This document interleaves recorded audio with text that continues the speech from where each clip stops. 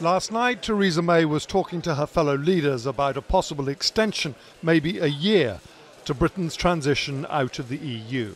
That did not go down well back home, so this morning there seemed to be an urgent need to row back. Not a year at all, she said, much less.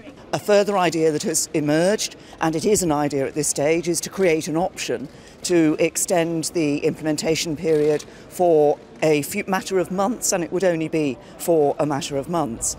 By the time she held a press conference this afternoon, the backpedalling had gone further still. Her party in Westminster deeply unhappy. The line was that Britain wasn't really proposing an extension at all. With every compromise you make at these talks, the transition extension just being the latest example, doesn't it become less and less likely that your party will ever be able to get behind this deal? What has now emerged is the idea that an option to extend the implementation period could be a further solution to this issue of the backstop in Northern Ireland. What we are not doing, we are not standing here proposing an extension to the implementation period. So it's not a year, not a few months, it's now just an option for an extension that London doesn't actually intend to use. In which case her fellow EU leaders may now be wondering why she raised it before dinner last night at all. Despite no one being sure where a breakthrough is coming from, they are at least getting on better than they were last month in Salzburg.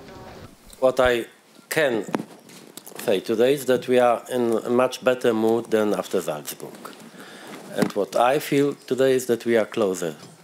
And while everyone insists that a catastrophic no deal won't be allowed to happen, the French government have just published their no-deal plans and say it would have been irresponsible not to. I'm sorry, I'm not the one who voted for Brexit. So Brexit has consequences.